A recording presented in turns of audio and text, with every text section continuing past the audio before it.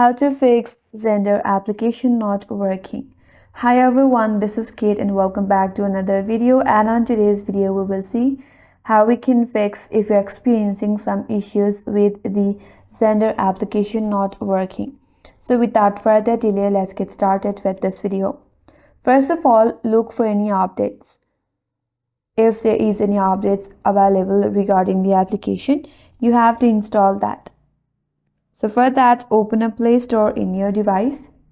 Tap on the search icon from the bottom right and in the search bar, search for Xender.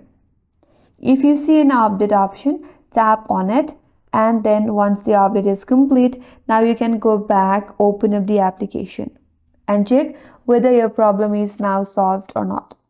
If still not, try to clear application keys and data. For that, you can close the application. Now open up settings in your device. Tap on it, tap on apps, tap on see all apps, tap on the search icon at the top right and in the search bar, search for Xender. Here tap on storage and cache and tap on clear cache. If the clearing cache does not work out for you, then tap on clear storage, then tap on OK. After that, you can close the settings and then open up the application again. If that still does not help you, try to restart your device. Tap and hold or press and hold your power button and restart your phone. After you restart the phone, now open up the application and check whether your problem is now solved or not. If still not, make sure that the Xender application has all the necessary permissions like storage, camera, and location. So in order to check that, again head towards the setting, tap on apps and then open up Xender.